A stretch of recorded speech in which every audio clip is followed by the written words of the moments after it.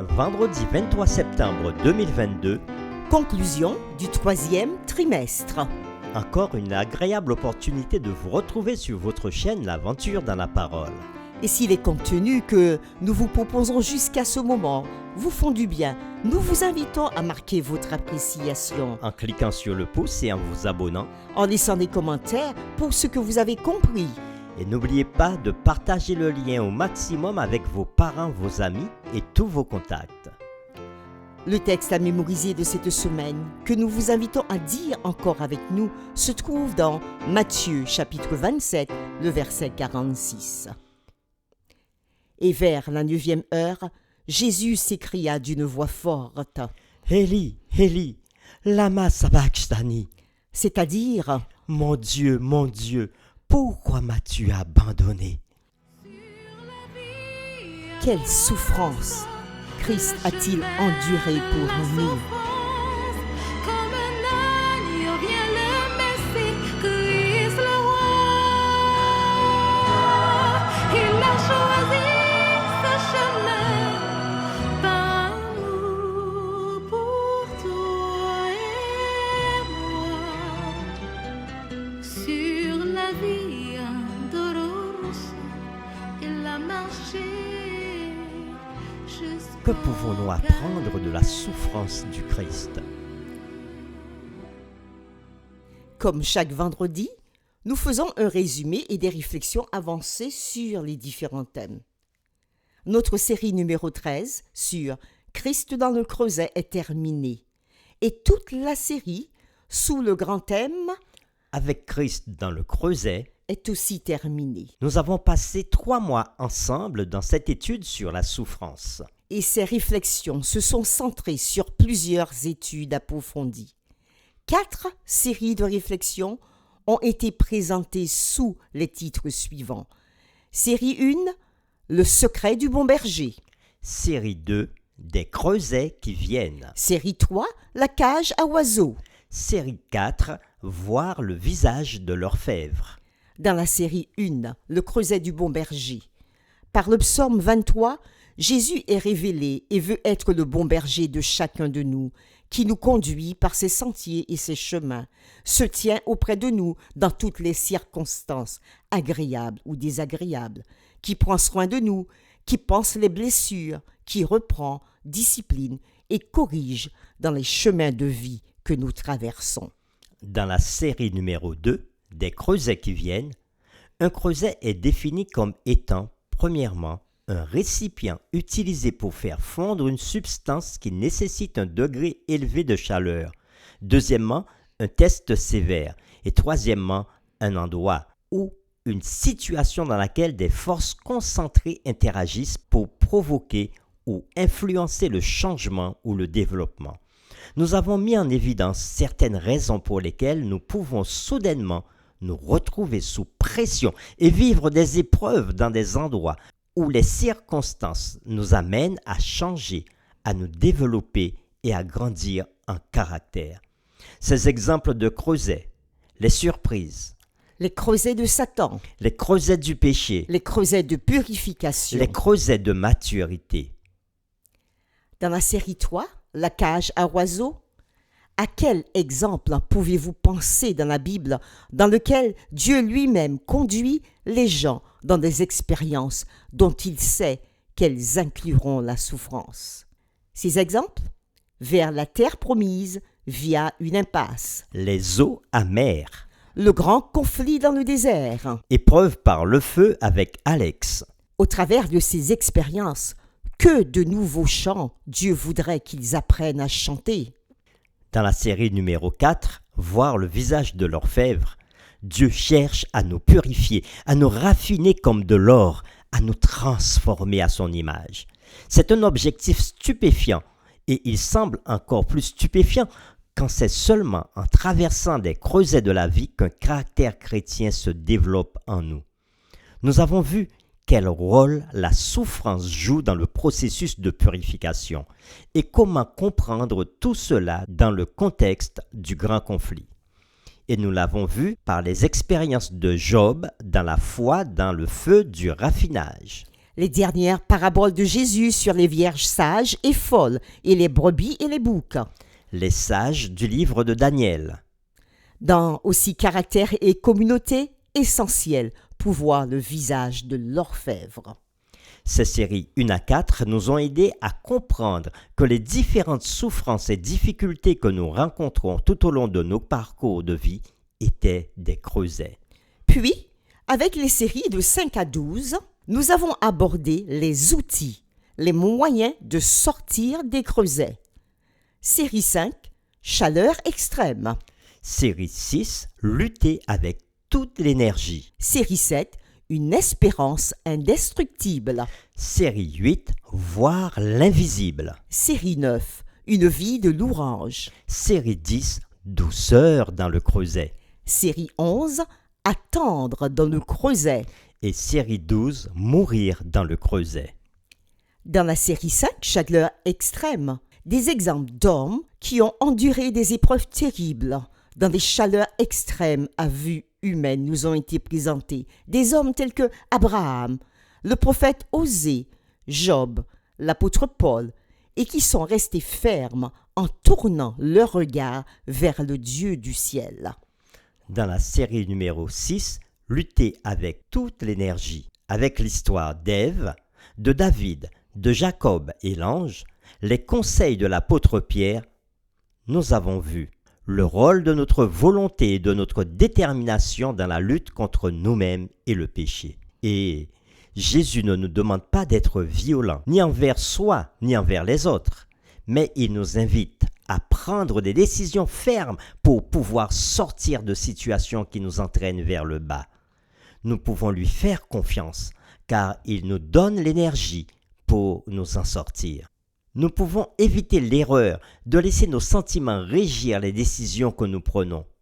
Si nous n'avons plus le contrôle sur l'esprit, nous serons contrôlés par tous les sentiments et désirs qui viennent. En ne les contrôlant, ils peuvent nous amener à commettre des erreurs graves et tomber dans des creusets.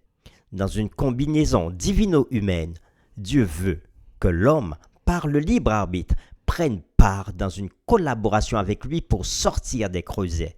Le Saint-Esprit nous montre la voie et donne la force de persévérer et ne pas abandonner lorsque nous sommes dans le creuset.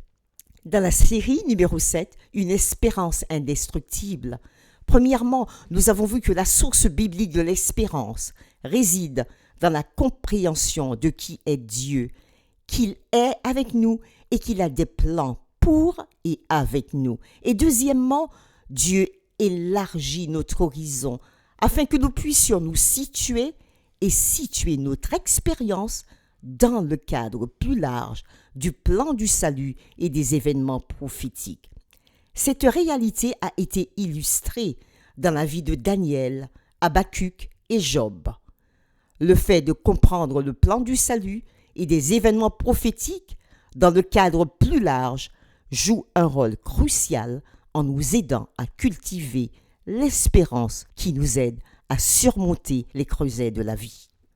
Puis ensemble, nous avons pu voir dans la série numéro 8, voir l'invisible. Nous avons considéré des vérités essentielles qui nous permettront de rester forts lorsque nous nous trouvons dans un creuset et que nous sommes tentés de douter de tout. Oui, voir l'invisible au travers de, premièrement, la vérité sur la bonté de notre Père. Deuxièmement, la vérité sur la puissance du nom de Jésus. Troisièmement, la vérité sur la puissance de la résurrection. Quatrièmement, la vérité sur la compassion de Dieu pour porter tous nos fardeaux, se décharger, donner à notre Père céleste, de sorte que ce qui cause la douleur et l'inquiétude n'ait plus aucun lien avec nous. Et enfin, rester toujours fidèle quand Dieu est invisible, car notre destinée n'est pas cachée devant lui. Dans la série 9, une vie de louange. La louange est la foi en action. C'est une arme spirituelle puissante qui peut transformer même nos circonstances les plus sombres.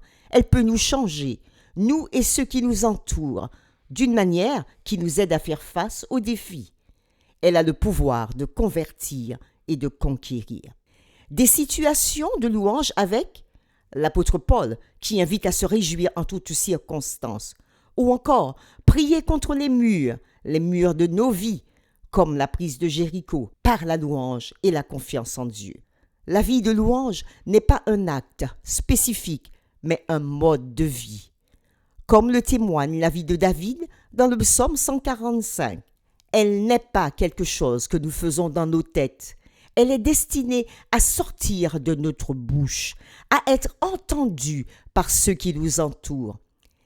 Et c'est ce qu'expérimentèrent Paul et Silas en prison et le roi Josaphat qui était entouré d'une armée nombreuse. La série numéro 10, Douceur dans le creuset. La douceur de l'esprit peut être une arme puissante entre les mains de ceux qui sont dans la douleur et la souffrance. La douceur peut vraiment être une force et non une faiblesse pour le chrétien.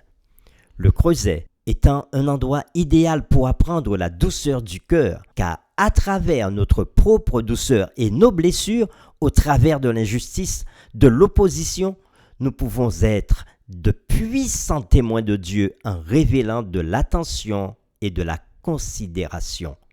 Et dans le creuset, nous devons croire que notre Père Céleste est au contrôle et qu'il agira pour notre bien et selon sa volonté. Dans la série numéro 11, Attendre dans le creuset. L'attente patiente fait partie du fruit de l'esprit et est cruciale pour surmonter les creusets. Attendre patiemment devient possible lorsque nous connaissons et faisons confiance à la personne que nous attendons. Le Dieu de la patience agit au temps de Dieu. Par les exemples de David, une leçon d'attente, d'Élie, le problème de précipitation, nous apprenons à ne pas saisir ni à précipiter ce que Dieu n'a pas encore donné, bien que la promesse soit là. Puis la série numéro 12, Mourir dans le creuset. Si nous ne faisons pas l'expérience de la mort au péché, nous continuerons à mener une vie d'égocentrisme et d'autoservice, une vie de péché qui, en fait, conduit à la mort. La mort au péché établit le cadre et le séjour du Saint-Esprit. L'Esprit lui-même met personnellement en œuvre la transformation de nos caractères à l'image de Jésus-Christ et nous donne le pouvoir de vivre une vie de service sacrificiel et d'obéissance à Dieu, des expériences de soumission pour le service, de volonté d'écoute avec Samuel, comparé au fils du sacrificateur Élie, de trop grande confiance en soi avec Saül, de substitut avec l'histoire de Zorobabel et Zacharie, qui montrait comment faire face à nos tendances de compter sur notre propre force ou sur l'intelligence humaine pour sortir des creusets.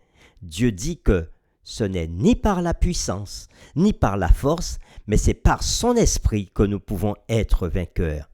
S'il y a des domaines de notre vie qui ne sont pas complètement morts en soi-même, Dieu permet au creuset de les porter à notre attention. Cependant, notre souffrance ne nous aide pas seulement à faire face à notre péché, elle nous donne aussi un aperçu de l'abandon de Jésus en sacrifice pour nous.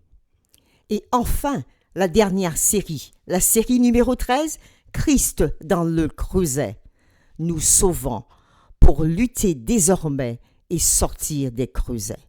Dans cette série, la souffrance de Jésus-Christ ne représente pas seulement la souffrance d'un autre être humain. Au contraire, sa souffrance est l'essence de l'amour et du salut de Dieu pour nous. Jésus-Christ a souffert pour nous, à notre place, pour nous sauver du pouvoir du péché, de la souffrance et de la mort pour toujours.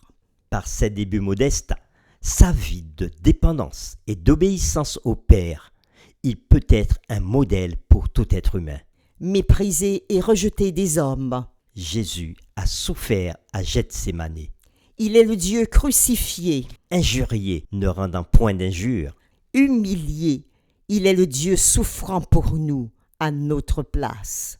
Que pouvons-nous apprendre de sa souffrance? Si nous souffrons, Christ a aussi souffert pour nous. si nous sommes dans le creuset, lui aussi y est allé, pour nous sortir victorieux, purifié, pour qu'un jour nous puissions le voir face à face, voir l'invisible vivre et marcher en sa présence, à son image. à sa ressemblance. Notre grand thème étant terminé, nos encouragements à tous sont Soyons forts, les regards fixés sur Jésus, notre défenseur et libérateur. dans tous les creusets dans lesquels nous serons. Il y est avec nous. Nous vous convions à nous retrouver avec ce prochain thème, L'espérance à venir, la mort et la vie éternelle. Sur ce, nous vous invitons à vous joindre avec nous dans cette prière. Seigneur, tout au long de ce trimestre, nous avons pu voir différents thèmes qui nous ont permis de comprendre que tu n'étais pas étranger à notre souffrance, mais que tu y participes puisque Jésus est venu sur cette terre pour comprendre la souffrance humaine, pour expérimenter la souffrance humaine, pour vivre la souffrance humaine et être aussi dans le creuset. Son creuset était le plus grand, le plus important, le plus difficile de tous les creusets que l'humanité n'ait jamais connus. Et c'est parce que Jésus a remporté la victoire dans le creuset qu'il nous assure la vie éternelle. Et dans toutes ces expériences que nous avons vécues durant ces 3 mois, tu nous as appris les différents creusets dans lesquels nous pouvons nous trouver. Ces différents creusets dans lesquels toi aussi tu étais avec nous et que tu nous aides à traverser et à en sortir. Nous voulons recevoir encore instruction de toi pour pouvoir tenir ferme, persévérer, quelles que soient les luttes dans lesquelles nous pouvons être. Et c'est pour cela que nous voulons te faire confiance. Placer toute notre attention sur cette parole que tu as dit par ton serviteur le prophète. Ce n'est pas par la puissance ni par la force humaine, mais c'est par ton esprit que les victoires sont remportées. Des victoires remportées par toi, avec nous, dans la louange, dans l'attente, dans la patience, jusqu'à ce que s'accomplisse ce que tu as promis pour chacun de tes enfants. Nous voulons te servir, voir l'image de l'invisible, purifié par toi, sanctifié par toi, au nom de Jésus-Christ notre Seigneur. Amen.